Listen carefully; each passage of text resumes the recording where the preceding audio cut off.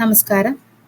ഇന്ന് നമ്മൾ നോക്കാൻ പോകുന്നത് പാസീവ് കമ്പോണൻസിലെ കപ്പാസിറ്റേഴ്സ് എന്ന ഭാഗമാണ്.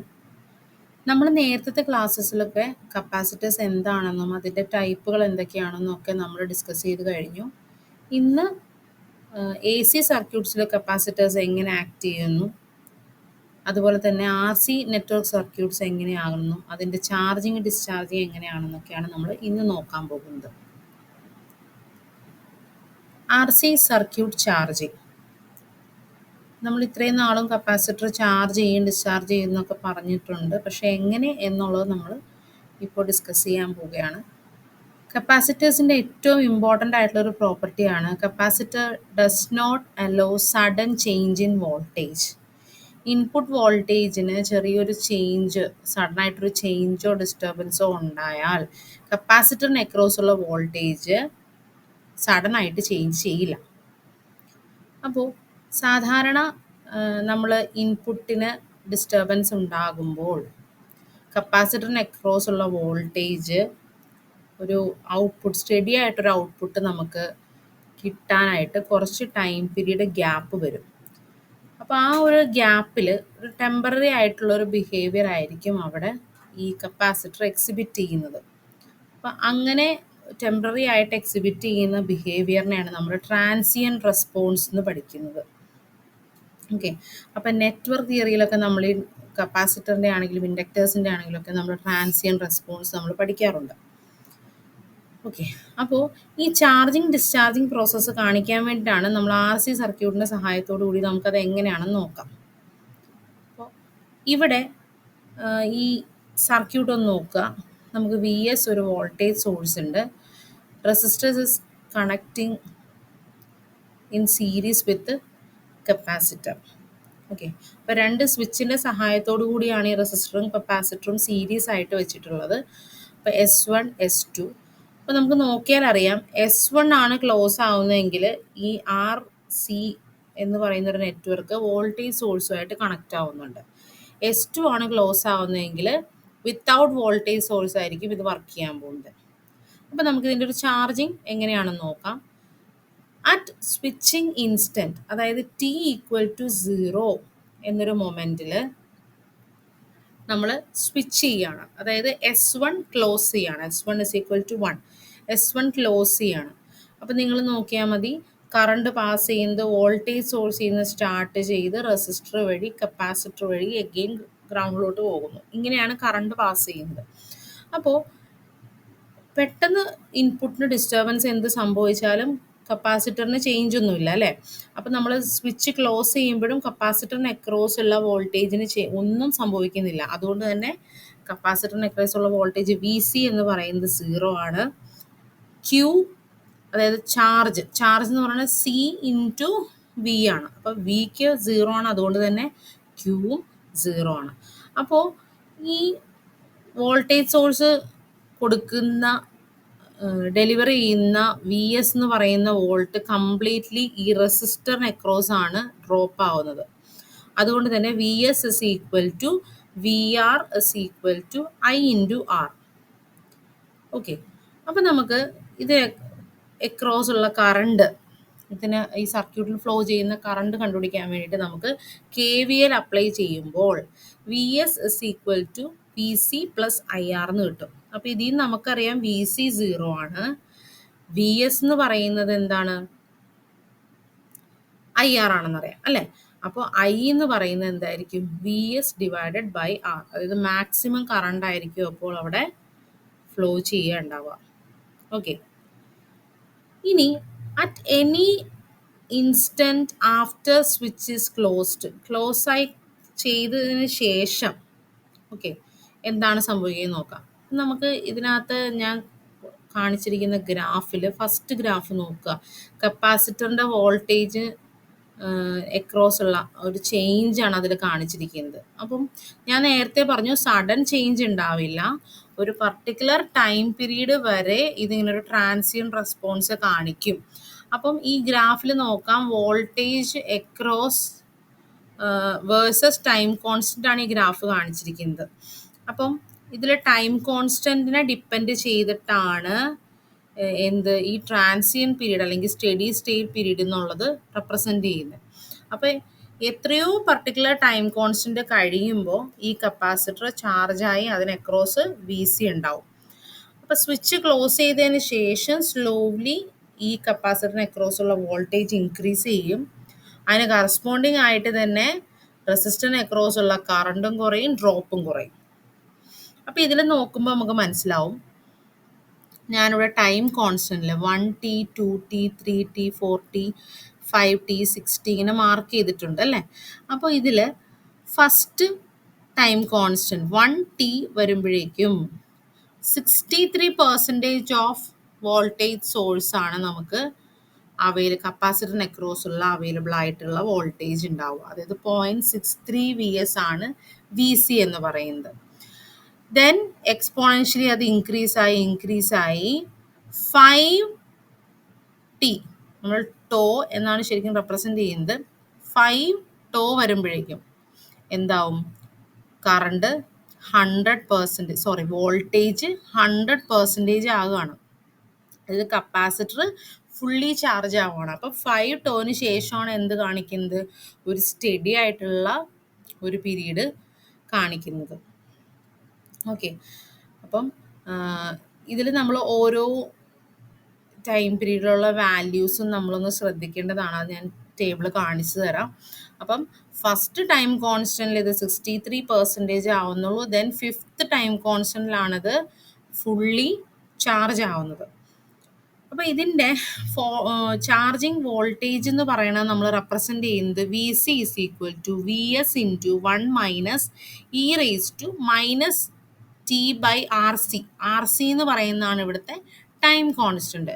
അതുപോലെ തന്നെ ചാർജിങ് കറണ്ട് ആണെങ്കിൽ I is equal to IM into (e⁻⁻t/RC). അപ്പം ഞാൻ നേരത്തെ പറഞ്ഞു കപ്പാസിറ്റൻസിന് അക്രോസ് ഉള്ള വോൾട്ടേജ് കൂടുന്നതനുസരിച്ച് കറണ്ട് ഡ്രോപ്പ് ആവുന്നുണ്ടെന്ന് പറഞ്ഞു.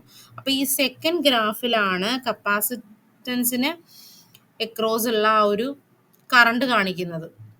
അപ്പോൾ മാക്സിമം കറണ്ട് വരുന്നത് എവിടെയാണ്, at T is equal to 0 I is equal to VS/R.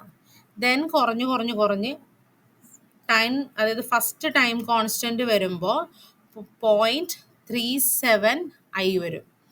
Then എവിടെയാണത് 0 ആവുന്നത്, ഫിഫ്ത്ത് ടൈം കോൺസ്റ്റൻറ്റിലാണിത് 0 ആവുന്നത്. അപ്പോൾ T ഇൻക്രീസ് ചെയ്യുന്നതോടുകൂടി എന്ത് ചെയ്യും, VC ഇൻക്രീസ് ആവും അപ് ടു എവിടെ, VS. അതേപോലെ തന്നെ ചാർജും ഇൻക്രീസ് ആവും CV വരെ. ദെൻ I എന്താവും, ഡിക്രീസ് ടു 0.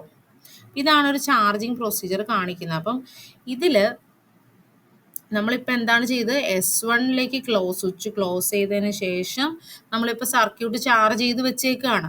അപ്പം അപ് ടു എവിടം വരെ, അപ്ലൈഡ് വോൾട്ടേജ് അല്ലെ VS വരെ. അപ്പോൾ ഇപ്പം ഫുള്ളി ചാർജ്ഡാണ്. 5T എത്തിക്കഴിഞ്ഞപ്പോൾ fully ചാർജ്ഡാണ്. അപ്പോൾ കപ്പാസിറ്ററിന് അക്രോസ് ഉള്ള വോൾട്ടേജ് എന്താണ്, VS ആണ്. കറണ്ട് എന്താണ്, മിനിമം ആണ്, അതായത് 0 ആണ്. ഓക്കെ, അവിടെ ഒരു വോൾട്ടേജ് സോഴ്സ് ആയിട്ട് നിൽക്കുകയാണ്. ഓക്കെ, നെക്സ്റ്റ് ഇത് ഡിസ്ചാർജ് ചെയ്യുമ്പോൾ നമ്മൾ ഈ സ്വിച്ച് S2 ഷിഫ്റ്റ് ചെയ്യുക. അപ്പോൾ അവിടെ വോൾട്ടേജ് സോഴ്സ് ഒന്നുമില്ല, ഡയറക്റ്റ് ഈ റെസിസ്റ്ററിന് ത്രൂ വോൾട്ടേജ് ഡിസ്ചാർജ് ആവുകയാണ്. അപ്പം T ഈക്വൽ ടു 0 എന്നൊരു ടൈം പീരീഡിൽ VC എന്തായിരിക്കും, VS തന്നെയാണ്. അതുപോലെ Q എന്ന് പറയുന്നത് C ഇൻറ്റു VS ആണ്. And I is equal to എന്താണ്, VS/R തന്നെയാണ്. അപ്പോൾ അത് നെഗറ്റീവായിട്ടാണ് ഇവിടെ കാണിച്ചിരിക്കുന്നത്. അപ്പോൾ ഇതിൽ ഡിസ്ചാർജിങ് വോൾട്ടേജ് എന്ന് പറയുന്നത് VC is equal to VS into (e⁻t/RC). അതേപോലെ ഡിസ്ചാർജിങ് കറണ്ട് എന്ന് പറയുന്നത് I is equal to VS/R into (e⁻t/RC). അപ്പോൾ ഇവിടെ നോക്കാം, കപ്പാസിറ്ററിൻ്റെ അക്രോസ് ഉള്ള വോൾട്ടേജ് ഡിസ്ചാർജ് ചെയ്യുകയാണ്. അപ്പം ഫസ്റ്റ് ടൈം കോൺസ്റ്റൻറ്റിൽ 0.37 വരുന്നു. ദെൻ ഫിഫ്ത്ത് ടൈം കോൺസ്റ്റൻറ്റിലാണ് കപ്പാസിറ്റർ ഫുള്ളി ഡിസ്ചാർജ് ആവുന്നത്. അതുപോലെ തന്നെ കറണ്ട് ഇൻക്രീസ് ആവുന്നതും ഫസ്റ്റ് ടൈം കോൺസ്റ്റൻറ്റിൽ 0.37 ആയി. ദെൻ ഫിഫ്ത്ത് ടൈം കോൺസ്റ്റൻറ്റിലാണ് ആ ഒരു കറണ്ട് ഡിസ്ചാർജ് ആയി പോകുന്നത്. അപ്പം നമ്മൾക്ക് ഇവിടെ താഴെ ഒരു ടേബിൾ കാണാം. അതിലൊരു ചാർജിങ് ഡിസ്ചാർജിങ് വോൾട്ടേജ് അല്ലെങ്കിൽ ഒരു പെർസെൻറ്റേജ് കാണിച്ചിരിക്കുകയാണ്. ഓരോ ടൈം കോൺസ്റ്റന്റ് അനുസരിച്ച്. അപ്പോൾ ഫസ്റ്റ് ടൈം കോൺസ്റ്റന്റിൽ 63.2% ആണ് ചാർജിങ് നടക്കുന്നത്. Okay, then second time constant 2 tau അതിൽ 86.5%, 3 ടോ 95%, 4 ടോ 98%, 5 ടോ 99% പ്ലസ് ആണ്, അത് 100 ആവാം. ഓക്കെ, അപ്പം ഈ ഒരു വാല്യൂസും നമുക്ക് എക്സാമിന് ചോദിക്കാൻ സാധ്യതയുണ്ട്. Next capacitive reactance. ഈ ഒരു ടേം നമ്മൾ കേട്ടിട്ടുണ്ട് അല്ലേ? എന്താണ് കപ്പാസിറ്റർ? ഒരു AC വോൾട്ടേജ് സോഴ്സ് അപ്ലൈ ചെയ്യുമ്പോഴാണ് ഈ കപ്പാസിറ്റീവ് റിയാക്റ്റൻസ് എന്ന് പറയുന്നത്. അതായത് അപ്ലൈഡ് ഫ്രീക്വൻസിക്ക് ചേഞ്ച് വരുമ്പോഴേക്കും കപ്പാസിറ്ററിന് അക്രോസ് ഉള്ള ഒരു ഇമ്പിഡൻസ് ഉണ്ടാവുന്നു, ആ ഇമ്പിഡൻസിന് ചേഞ്ച് വരുന്നു അല്ലേ? അപ്പം XC എന്നാണ് ഇത് റെപ്രസെൻ്റ് ചെയ്യുന്നത്. It is equal to 1/2πfc. അതായത് ഫ്രീക്വൻസിക്ക് ഇൻവേഴ്സ്ലി പ്രൊപ്പോർഷണൽ ആണ്. ഫ്രീക്വൻസി കൂടുമ്പോൾ കപ്പാസിറ്റീവ് റിയാക്റ്റൻസ് കുറയുന്നു. അപ്പം നമ്മൾ ഈ ഫിഗേഴ്സിൽ നിങ്ങളുടെ റൈറ്റ് സൈഡിലുള്ള ഫസ്റ്റ് ഫിഗർ നോക്കുക. നമ്മൾ ഫ്രീക്വൻസി 0 ഹെർട്സ് ആണ് കൊടുക്കുന്നതെങ്കിൽ, അതായത് DC സപ്ലൈ ആണ് കൊടുക്കുന്നതെങ്കിൽ ഈ ഇംപിഡൻസ് എന്ന് പറയുന്നത് ഇൻഫിനിറ്റി ആയിരിക്കും, റിയാക്റ്റൻസ് എന്ന് പറയുന്നത് ഇൻഫിനിറ്റി ആയിരിക്കും.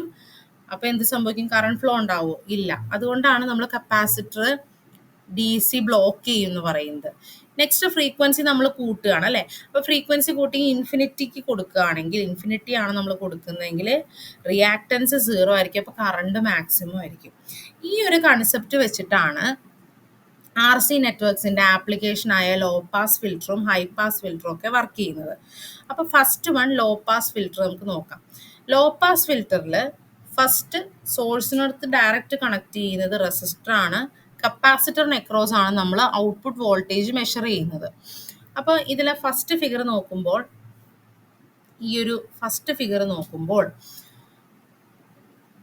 കപ്പാസിറ്ററിന് അക്രോസ് ആണ് നമ്മൾ ഔട്ട്പുട്ട് വോൾട്ടേജ് എടുക്കുന്നത് അല്ലേ?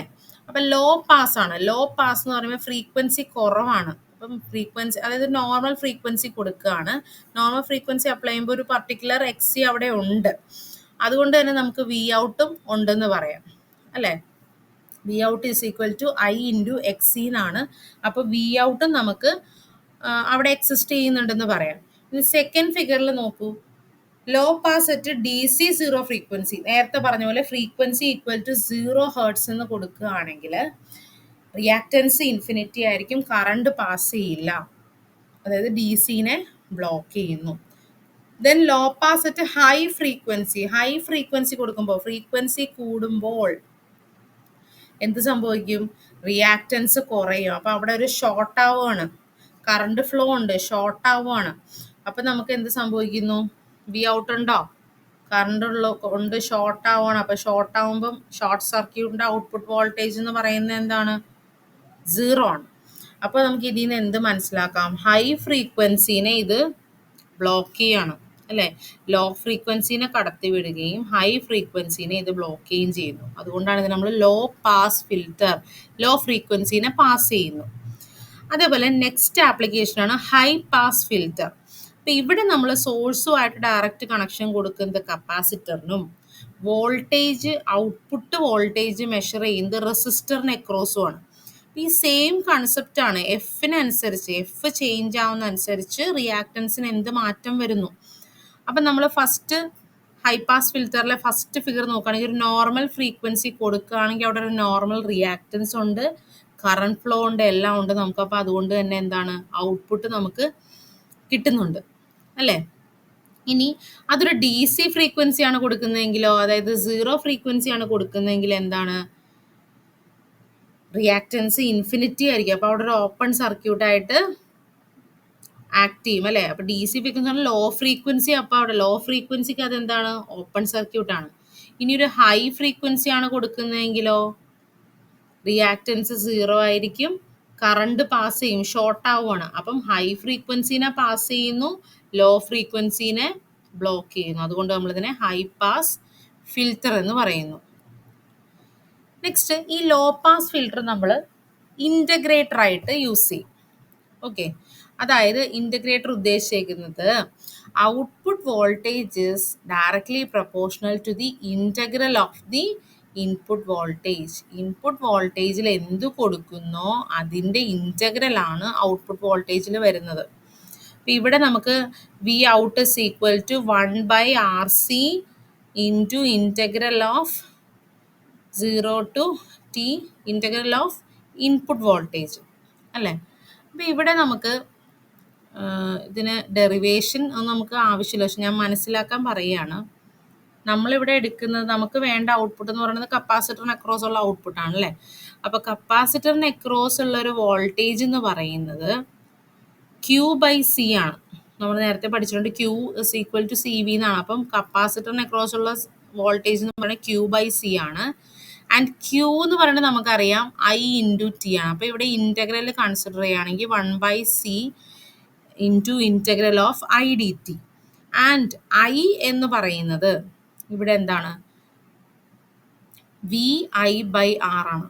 VI/R അതായത് നമുക്ക് ഫസ്റ്റ് നമ്മൾ ആദ്യം പറഞ്ഞ കണ്ടീഷൻ, അതായത് സഡൻ ചേഞ്ച് അലോ ചെയ്യില്ല, അങ്ങനെ ഒരു കണ്ടീഷനിൽ വരുമ്പോൾ അവിടെ I എന്തായിരിക്കും വരേണ്ടത്, input voltage divided by R ആണ്. അപ്പോൾ അതിവിടെ നമ്മൾ സബ്സ്റ്റിറ്റ്യൂട്ട് ചെയ്യുമ്പോൾ ഫൈനലി നമുക്ക് എന്ത് കിട്ടും, 1/RC into integral of input voltage.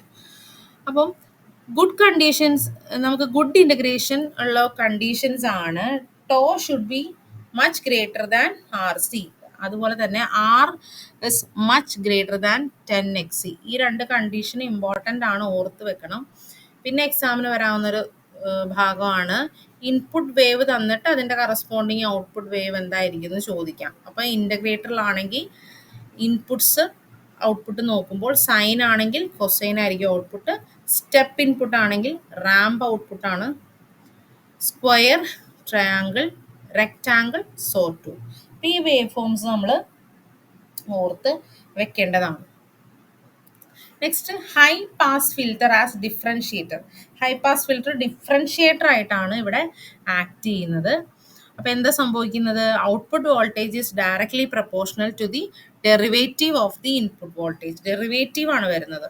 അപ്പോൾ ഇവിടെ ഹൈ പാസിൽ നമുക്ക് ഡയറക്റ്റ് ഇൻപുട്ട് കൊടുക്കുന്നത് കപ്പാസിറ്ററിലേക്കാണ്, റെസിസ്റ്ററിന് അക്രോസ് ഉള്ള ഡ്രോപ്പാണ് നമ്മൾ ഔട്ട്പുട്ടായിട്ട് എടുക്കുന്നത് അല്ലേ. അപ്പോൾ V out is equal to VR, അതായത് IR ഇൻറ്റു R. അപ്പം നമുക്കറിയാം കപ്പാസിറ്ററിന് അക്രോസ് വരുന്ന IC എന്ന് പറയുന്ന കറണ്ട് C ഇൻറ്റു dVin/dt ആണെന്ന് നമുക്കറിയാം. അപ്പം ഇവിടെ നമുക്കറിയാം കറണ്ട് എന്ന് പറയുന്നത് ICയും IRും ഈക്വൽ ആണ്. അതുകൊണ്ട് തന്നെ വി ഔട്ട് എന്ന് പറയുന്നത് RC ഇൻറ്റു dVin/dt. അപ്പോൾ ഇവിടെ ഗുഡ് ഡിഫറൻസിയേഷൻ ഉള്ള കണ്ടീഷൻസ് ആണ് tau should be much less than RC and XC should be much greater than 10R. അപ്പോൾ ഇവിടെ നമുക്ക് ഔട്ട്പുട്ടും ഇൻപുട്ടും കമ്പയർ ചെയ്യുമ്പോൾ ഇൻപുട്ട് സൈൻ ആണെങ്കിൽ ഔട്ട്പുട്ട് കൊസൈൻ ആണ്, അതായത് ഡെറിവേറ്റീവ് ആണ് കേട്ടോ. സ്റ്റെപ്പ് എന്ന് പറയുമ്പോൾ സ്പൈക്ക് ആണ്, square, spike, triangle, rectangle. Next colour coding of capacitors ആണ്. കപ്പാസിറ്റേഴ്സിലും കളർ കോഡിങ്ങും ഉണ്ട്, നമ്പർ കോഡിങ്ങും ഉണ്ട്. അപ്പോൾ ഈ ഒരു ടേബിൾ വെച്ചിട്ട് നമുക്ക് ഡിറ്റർമൈൻ ചെയ്യാൻ പറ്റും ഇതിൻ്റെ വാല്യൂ എന്താണെന്നുള്ളത്. അപ്പോൾ ഇതിൽ തന്നെ നമുക്ക് 4 ബാൻഡ്സും ഉണ്ട്, 5 ബാൻഡ്സും ഉണ്ട്. അപ്പോൾ ഇവിടെ ഫസ്റ്റ് ഡിജിറ്റ്സ് റെപ്രസെൻറ്റ് ചെയ്യുന്നത് ഓരോ കളറിൻ്റെ കോഡ്സ് ആണ്, നമ്പേഴ്സ് ആണ്. സെക്കൻഡ് ഡിജിറ്റ് നമ്പേഴ്സ് തന്നെയാണ്. തേർഡ് ബാൻഡ് വരുന്നത് മൾട്ടിപ്ലയർ ആണ്, ദെൻ ടോളറൻസ് ആണ് വരുന്നത്. അപ്പം ഫസ്റ്റ് ഡിജിറ്റ് 5 ബാൻഡ് വരാം, 4 ബാൻഡ് വരാം. ഈ പലതും കാണിച്ചിരിക്കുന്നത് പല കപ്പാസിറ്റേഴ്സ് ആണ്. ഇപ്പം ഇത് മൈക്കയാണ്, എ കാണിച്ചിരിക്കുന്നത് മൈക്കയാണ്. അപ്പോൾ ഇവിടെ നമ്മൾ ഇങ്ങോട്ടാണ്, അതായത് ക്ലോക്ക് വൈസ് ആണ് ഡിജിറ്റ്സ് നമ്മൾ നോക്കുന്നത്. ദെൻ സെക്കൻഡ് വൺ ഒരു റെസിസ്റ്റർ പോലെ കാണുന്ന, റെസിസ്റ്റർ പോലെ തന്നെ അപ്പിയറൻസ് ഉള്ള കപ്പാസിറ്റേഴ്സ് ഉണ്ട്. ദെൻ ഇത് ഡിസ്ക് ആണ്, ഇതും ഒരു ഫിലിം കപ്പാസിറ്റർ ആണ് വരുന്നത്. അപ്പം ഇതിൻ്റെ കളറിനെ ബേസ് ചെയ്ത് നമുക്ക് ഈ ടേബിൾ നോക്കിയിട്ട് നമ്മൾ റെസിസ്റ്ററിൻ്റെ കളർ കോഡിങ് പഠിച്ച പോലെ തന്നെ നമുക്ക് ടേബിളിൽ നിന്ന് നമുക്ക് മനസ്സിലാക്കാം. അപ്പം ഇപ്പം ഇതൊരു എക്സാമ്പിൾ എടുക്കുകയാണെങ്കിൽ അല്ലെങ്കിൽ ഇതൊരു എക്സാമ്പിൾ എടുക്കുകയാണെങ്കിൽ നമുക്ക് എന്ത് പറയാം, ഫസ്റ്റ് ഡിജിറ്റ് വയലറ്റ് എന്ന് പറയുമ്പോൾ 7, സെക്കൻഡ് ഡിജിറ്റ് ഞാൻ ഈ ഡി ആണ് കേട്ടോ പറയണേ, ഡി സെക്കൻഡ് ഡിജിറ്റ് എന്ന് പറയുമ്പോഴേക്കും എന്തായി, ഓറഞ്ച് ആയി 3. അപ്പോൾ 73 ഇൻറ്റു 10⁻6 അല്ലേ, അപ്പോൾ 73 മെഗാ 10⁻6 ദെൻ പൈക്കോ ഫാരഡ്, അത്രയും പൈക്കോ ഫാരഡാണ് വരുന്നത്. അപ്പോൾ ടോളറൻസ് വരുന്നത് എത്ര വരും, വൈറ്റ് ആണ്, ടോളറൻസ് ഇല്ല.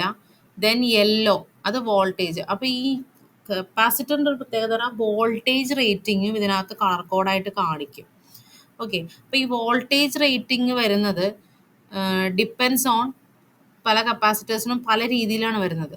അതിപ്പോൾ നമ്മൾ type A, type B, C, D, E എന്ന് പറഞ്ഞിട്ട് നമ്മൾ കൊടുത്തിട്ടുണ്ട്. അപ്പോൾ ഓരോന്നിനും ഓരോന്നാണ്. ഇപ്പോൾ ടൈപ്പ് എ ആണെങ്കിൽ അത് ടെൻറ്റാലം കപ്പാസിറ്റേഴ്സ് ആണ്, type B mica capacitor, type C polyester capacitor. Okay, അതായത് പ്ലാസ്റ്റിക് ഫിലിം കപ്പാസിറ്ററിന് വരുന്നതാണ്. ദെൻ ടൈപ്പ് ഡിയും ഇയും ആണെങ്കിൽ ഇലക്ട്രോളിറ്റിക് കപ്പാസിറ്ററാണ്, 3 ബാൻഡ് 4 ബാൻഡ് എന്നുള്ള രീതിയിൽ. അപ്പം വോൾട്ടേജ് റേറ്റിങ്ങും ഈ കളേഴ്സിലാണ് കാണിക്കുന്നത്. അത് ഡിപ്പെൻസ് ഓൺ ഇതിൻ്റെ വാല്യൂസ് അനുസരിച്ച് ഇത് മാറും. അപ്പോൾ അതും നമുക്ക് നോക്കിയിട്ട് കളർ കോഡ് ചെയ്യാൻ പറ്റുന്നതാണ്. Then EIA code for disc capacitor. Disc നമ്മൾ കണ്ടിട്ടുണ്ട്, ചെറിയ സെറാമിക് കപ്പാസിറ്റേഴ്സ് നമ്മൾ കണ്ടിട്ടുണ്ട് അല്ലേ.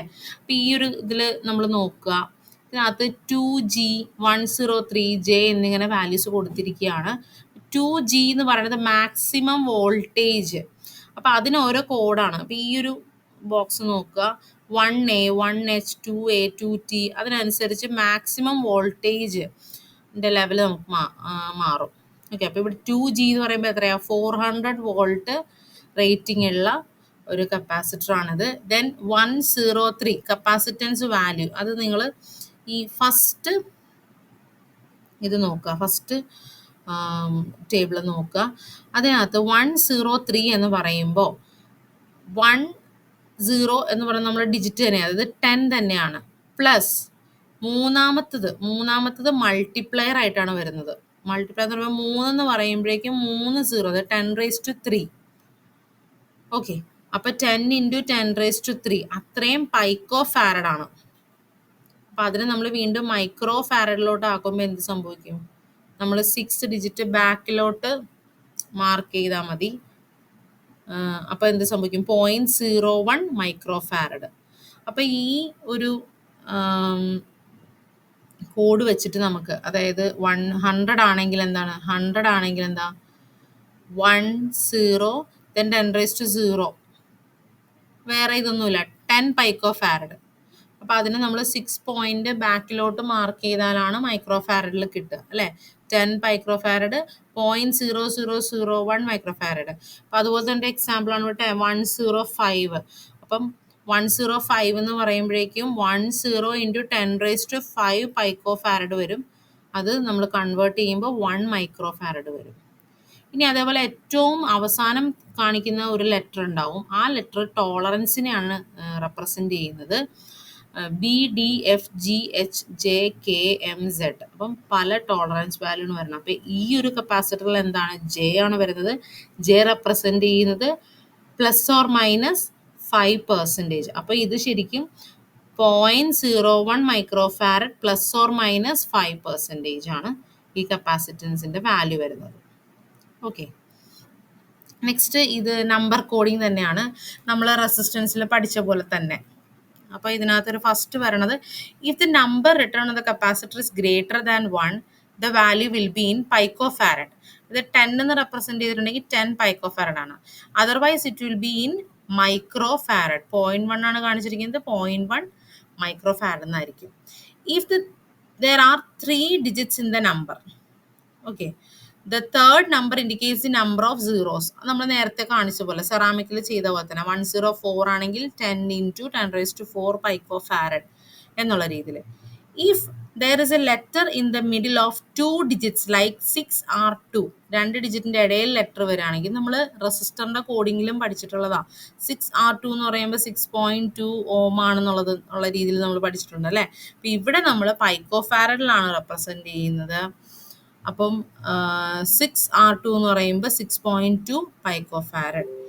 If the first or middle letter is micro pi അല്ലേ, pico nano instead of R, it represent main units of capacitance. അതായത് 5 മൈക്രോ ആണെങ്കിൽ 5 മൈക്രോ ഫാരഡ്, 3μ1 ആണെങ്കിൽ 3.1 മൈക്രോ ഫാരഡ്, P42 ഇതാണെങ്കിൽ 42 പൈക്കോ farad. If the letter K follows the digit, the value will be in kilo picofarad, K picofarad. If the letter is N or M, the value will be that much nanofarad or microfarad. അല്ലേ, 47 N means 47 nanofarad. അതുപോലെ 47 M ആണെങ്കിൽ 47 microfarad. If the letter N, M or K is between two numerals, അപ്പോൾ അവിടെ എന്തായിരിക്കും, രണ്ട് നമ്പേഴ്സിൻ്റെ ഇടയിലാണ് വരണമെങ്കിൽ ഞാൻ പറഞ്ഞു അവിടെ പോയിന്റ് കൊടുക്കണം എന്ന് പറഞ്ഞു. അപ്പോൾ 4K7 മീൻസ് 4.7 കിലോ പൈക്കോ ഫാരഡ്. അതേപോലെ 2M2 എന്ന് പറയുമ്പോൾ 2.2 micro farad. Okay, then if the letter K or M follows 3 digit numbers, 3 digits ഉണ്ടെങ്കിൽ it implies the tolerance value, അതായത് തേർഡ് ഡിജിറ്റ് ടോളറൻസ് വാല്യൂ ആയിരിക്കും റെപ്രസെൻറ്റ് ചെയ്യണത്. 10% ആൻഡ് 20% ആണ് നമ്മൾ കെ എന്ന് റെപ്രസെൻറ്റ് ചെയ്യുമ്പോൾ അത് 10%, എം റെപ്രസെൻറ്റ് ചെയ്യുമ്പോൾ 20% ആണ് കാണിക്കുന്നത്. Next, testing of capacitor. നമുക്കൊരു കപ്പാസിറ്റർ വർക്കിംഗ് ആണോ എന്നുള്ളത് ടെസ്റ്റ് ചെയ്യാൻ വേണ്ടിയിട്ട് അനലോഗ് മൾട്ടിമീറ്റർ ആണ് നമ്മൾ യൂസ് ചെയ്യുന്നത്. അപ്പോൾ ഈ മൾട്ടിമീറ്ററിൽ കാണിക്കുന്ന റീഡിംഗ് അനുസരിച്ച് നമുക്ക് കപ്പാസിറ്ററിൻ്റെ കണ്ടീഷൻ പറയാം. ഓക്കെ, അപ്പോൾ ഫസ്റ്റ് പോയിന്റ് എന്ന് പറയുന്നത് അതിൻ്റെ കാണിക്കുന്ന റെസിസ്റ്റൻസ് വാല്യൂ 0 തുടങ്ങിയിട്ട് ഫൈനലി ഇൻഫിനിറ്റിയിൽ ചെന്ന് നിൽക്കുകയാണെങ്കിൽ അതൊരു ഗുഡ് കപ്പാസിറ്റർ ആണ്. അതായത് മീറ്ററിൻ്റെ പോയിന്റർ ഇങ്ങനെ മൂവ് ചെയ്യാണ്, 0 to ഇൻഫിനിറ്റി അത് മൂവ് ചെയ്യുകയാണെങ്കിൽ അതൊരു ഗുഡ് കപ്പാസിറ്റർ ആണ്. ഓക്കെ, ഇനി റെസിസ്റ്റൻസ് വാല്യൂ 0 ഓം തന്നെ കാണിക്കുക, സ്റ്റേറ്റ് 0 ഓം തന്നെ കാണിക്കുകയാണ്, കറണ്ട് ഇൻഫിനിറ്റിയും കാണിക്കുകയാണെങ്കിൽ അത് ഷോർട്ട് കപ്പാസിറ്റർ ഷോർട്ട് ആയിട്ടുണ്ട്. ഓക്കെ, ഇനി R is equal to always A high value. Okay, അതായത് നീഡിലിന് മൂവ്മെൻ്റ് ഒന്നുമില്ല, നേരെ ചെന്ന് ഹൈ വാല്യൂവിൽ നിൽക്കുകയാണ്. അപ്പോൾ അങ്ങനെയാണെങ്കിൽ അതൊരു ഓപ്പൺ കപ്പാസിറ്റർ ആണ്.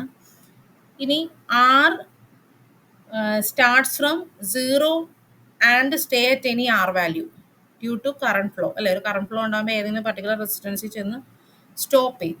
അങ്ങനെയാണെങ്കിൽ അതൊരു ലീക്കേജ് കപ്പാസിറ്റർ ആണ്. അപ്പോൾ ഇത് എക്സാമിന് ചോദിക്കാറുണ്ട് ഈ കണ്ടീഷൻസ്. റെസിസ്റ്റൻസിൻ്റെ വാല്യൂ വെച്ചിട്ട് ചോദിക്കാം, കറണ്ട് കാണിച്ചിട്ട് ചോദിക്കാം. അപ്പോൾ ഇത് ഓർത്ത് വെക്കുക.